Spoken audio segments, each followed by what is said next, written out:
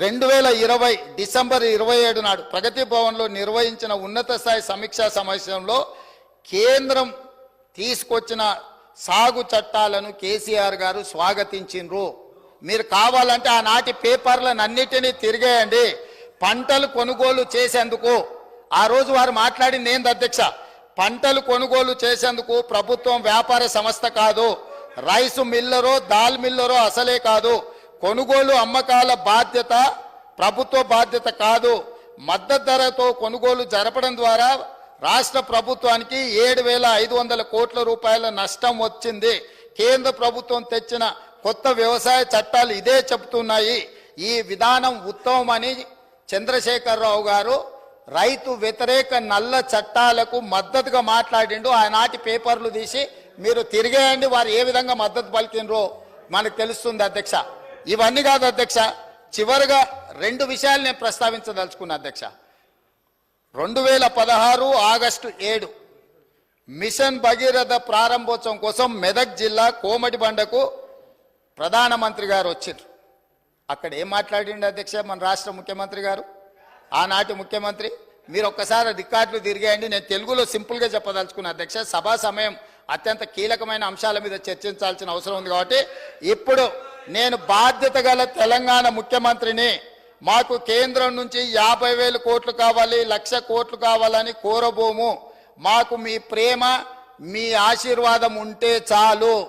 హమ్కు కుచ్ భీ నహీ చాహియే, ఆప్కా ప్యార్ చాహియే అని ఆయన ప్రేమలో మునిగి తేలి తెలంగాణ నిండా ముంచి తెలంగాణకు 50,000 కోట్లు 1,00,000 కోట్లు వద్దే వద్దు అని స్పష్టంగా వేదిక మీద కోట్లాది ప్రజల ముందు మాట్లాడి నరేంద్ర మోడీ గారికి ప్రధానమంత్రికి మా తెలంగాణకు నిధులే వద్దు, నువ్వు నన్ను ప్రేమిస్తే చాలు, నీ ప్రేమలో మేము అమరులం అయిపోతాము, తెలంగాణ ప్రజల్ని ముంచేస్తామని మాట్లాడిన చంద్రశేఖరరావు గారి పార్టీ ఈరోజు చంద్రశేఖరరావు గారు సభలోకి రాక తెలంగాణ ప్రజల యొక్క హక్కులను కాలరాసి తెలంగాణ ప్రజల ఆత్మగౌరవాన్ని మోడీ గారికి తాకట్టు పెట్టి ఈరోజు వాళ్ళు వచ్చి కాంగ్రెస్ పార్టీ అన్యాయం చేసిందని, కాంగ్రెస్ పార్టీ కొట్లాడతలేదని ఇవాళ ఉదయం 11 గంటల నుంచి పార్లమెంటు మెట్ల మీద తెలంగాణకు ఇవ్వని నిధుల మీద రాని అనుమతుల మీద రాహుల్ గాంధీ, సోనియా గాంధీ గారు, మల్లికార్జున్ ఖర్గే గారు మా ఎంపీలతో నాడు దీక్ష చేస్తుండు. నీ రాజ్యసభ ఎంపీలు ఎక్కడున్నారో ఒకసారి లెక్క పెట్టుకో.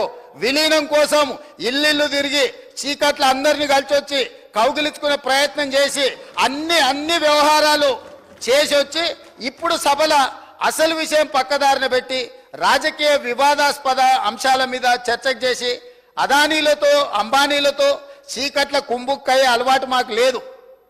కాంగ్రెస్ పార్టీ ఆల్రెడీ మా మంత్రి గారు చెప్పారు, విద్యుత్ విధానం మీద ఇప్పటివరకు 10 ఏళ్ల పాలసీనే లేదు అధ్యక్ష. తెలంగాణకు విద్యుత్ పాలసీని తీసుకొచ్చి స్పష్టంగా తెలంగాణ రాష్ట్రం ఏ విధంగా విద్యుత్ పాలసీని తీసుకురాబోతుందో ఈ సభలోనే చర్చ పెట్టమని స్పష్టంగా చెప్పినాం అధ్యక్ష.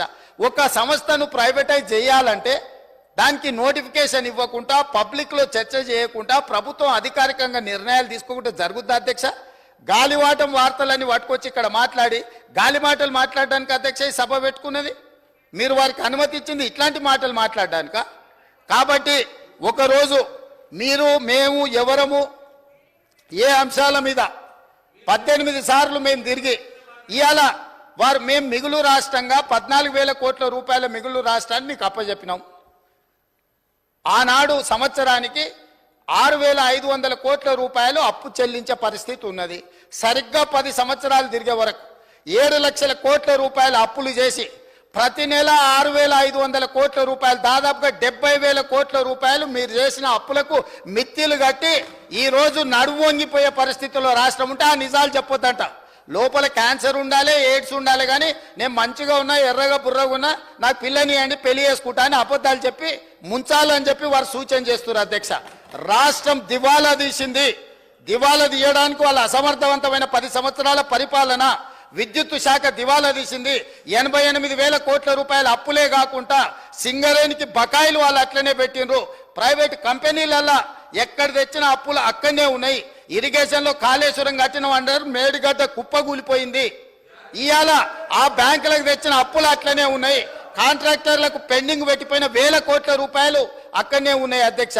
ఇట్లా ప్రతి శాఖలో ఎన్ని అసలు FCIలో 2014-15లో మేము సరఫరా చేసినామన్నారు, ఇప్పటి వరకు వసూలు చేయలే.